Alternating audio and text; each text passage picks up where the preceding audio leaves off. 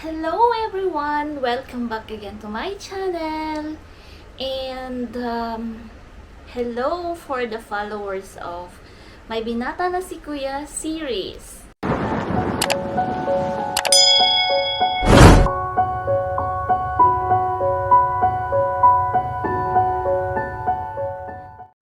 So for today's video, I'm going to answer questions coming from one of the followers of my Binata na si Kuya series. So, she sent me a message through my messenger asking me to answer several questions. According to her, she is an advocate of male circumcision and its benefit. Of course, I'm not going to mention her name and her country. And for you, if you're listening, if you happen to pass by my channel, I've already answered it and sent it in your account, in the account that you used in communicating with me, in chatting with me, but I don't know what happened. All the sending were failed. So I don't really know. So I hope that you will be able to pass by my channel and able to listen to the answers for your questions. Here are the answers for your questions. So for the question number 1, allow me to read to the public. Circumcision is supposed to be safest and easiest surgery. Did you witness any complications? I have heard excessive bleeding is the most usual one, even though this is very rare. So my answer is, for years of doing this, we only had one client who bled, but it doesn't happen during the procedure. It happened when this boy was going home when he accidentally stumbled down. So he came back to us and we treated him, and it took us an hour maybe in stopping the bleeding. For your number 2 question, how many circumcision have you already done? Estimation. So my answer, I cannot count anymore, maybe hundreds or thousand, because every year here in the Philippines, every summertime when before the pandemic, we did Operation Tuli for our public elementary and secondary pupils, free.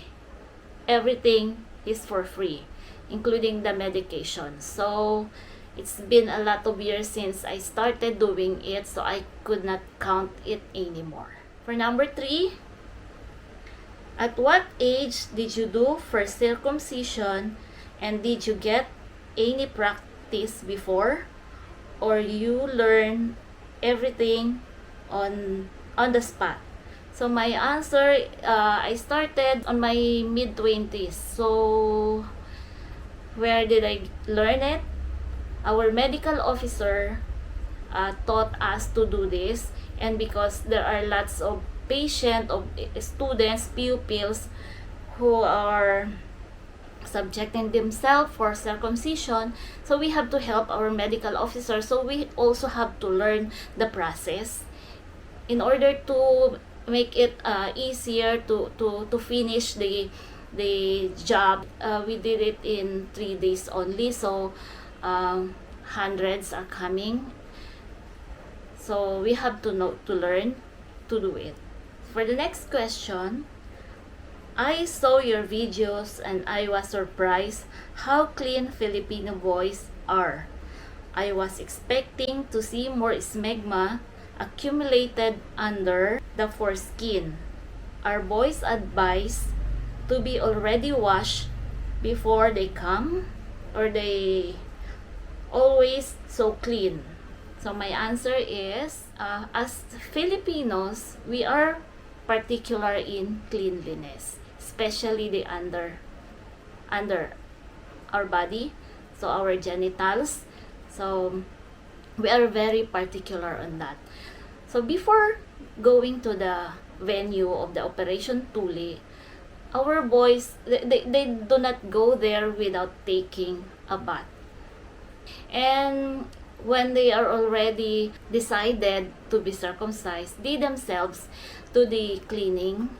So that's why during the circumcision, the Operation Tuli, they are already clean, and seldom who have their smegma. Seldom. Seldom has smegma. For the next question, if there is smegma, is it presented more with younger boys or with older boys? Mostly on younger boys, when they do not know yet how to really clean themselves. Next question. What is your best opinion, best age for circumcision? What is too young or too old boy for you?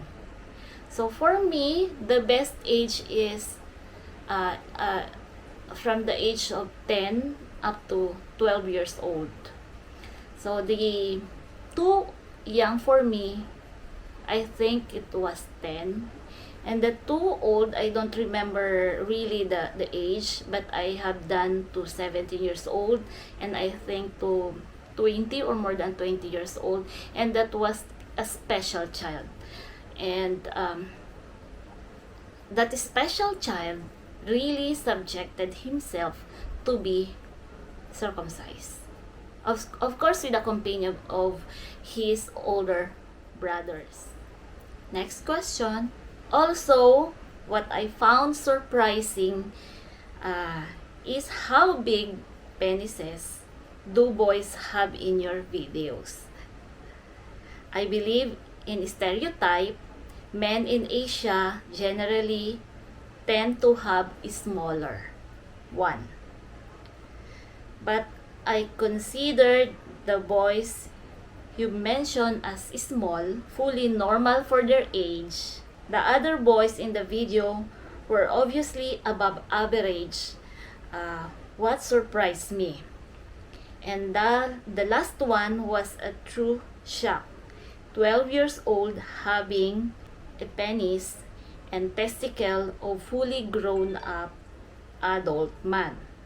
Sincerely, not every adult man here has so big as that boy. Have you ever been circumcising bigger penis than this boy had? For that age, I think the boy that you're mentioning, that was the biggest for his age. And for the bigger one, of course, there are those who were 17 years old or higher than 17 to 20. So I have done 17, as I said earlier, 17 and 20 years old. So of course they have bigger than the 12 years old. Next question. I have actually read the opposite in some article from medical student on Tuli mission. How some boys are excluded from Tuli and refuse to be operated because of small penis, and they are postponed for the next year. Have you ever witnessed this? Answer: yes. There are some those younger ones like 10 years old and below, and seldom for the higher age, 10 years old and above. Those who are not yet fully retracted foreskin. Next question.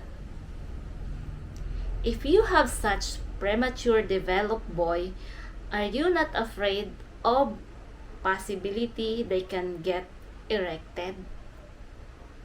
Have you ever seen it happen before or during operation? Is it not dangerous? What you can do against it? So in my years of performing this surgery, I haven't experienced anyone who got erection. So maybe they are more focused on the pain that they might experience during and after the surgery. So I haven't experienced. And aside from that, I'm not doing this alone. I always have my the parents beside us, and as other than that, they are very young to think of it. Next question. Obviously, in the age 13 to 14 and older, they have some level of hormones and can get erected during a sleep at night. Is there not danger of wound opening and sutures can rupture? I don't think so, because the skin is already cut and they flip beside or behind. So when there is an erection, I don't think they can cause rupture to the suture and to the wound. Next question. Is there any feedback? You can see everything is healed properly. Here in Europe, we have to inspection, check up for every surgery. So as what I know, as they healed properly because nobody came back for us telling that it doesn't heal well and it got an infection. So there is none. In my case, there is none. So after the surgery, what I do is text or call or message the parent. How is it? How is the wound is healing? And of course, with all the explanations on how they have to clean it and how they are going to take the medications religiously, and I don't think it will have an infection for that or not healing it well. Next question. You wrote in one comment about shaving pubic hair, if I remember correctly. Do you shave always or only when the hair is very long? Do you shave hair in testicles too? So my answer is I do not do the shaving. They are the one doing the shaving. If they are already 13 years old and above or do have hair, so I instructed them before going to me or before I come to their house. They are already clean. They have shaved already. So I do not do shaving. Even in our operation Tuli, before coming to us, they do the shaving. Next question. It must be very consuming. Are you not afraid anesthesia will wear off? Is shaving normally done on Tuli sessions or only by you when you have just one patient?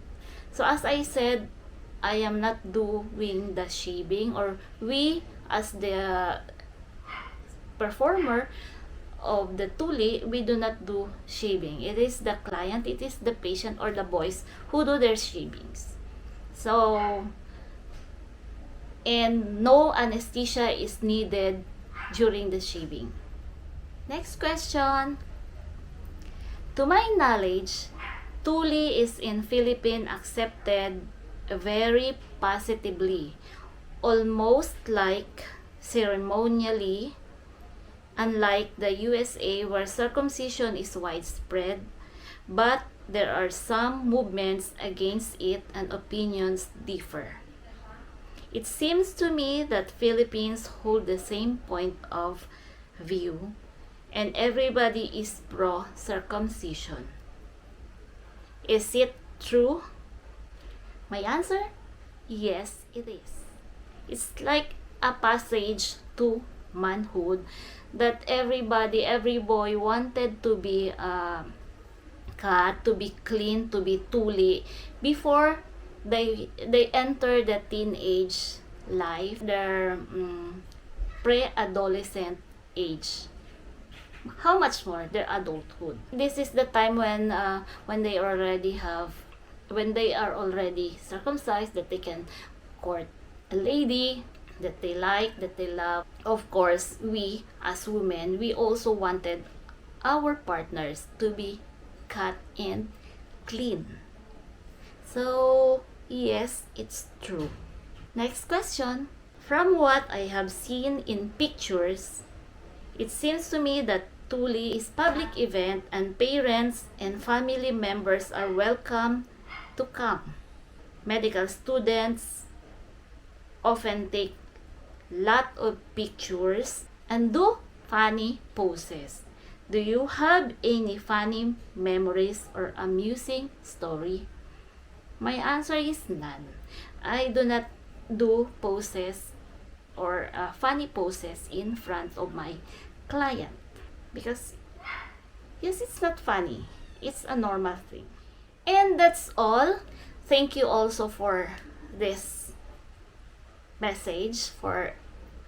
So I hope you'll be able to get this answer in my videos. Bye.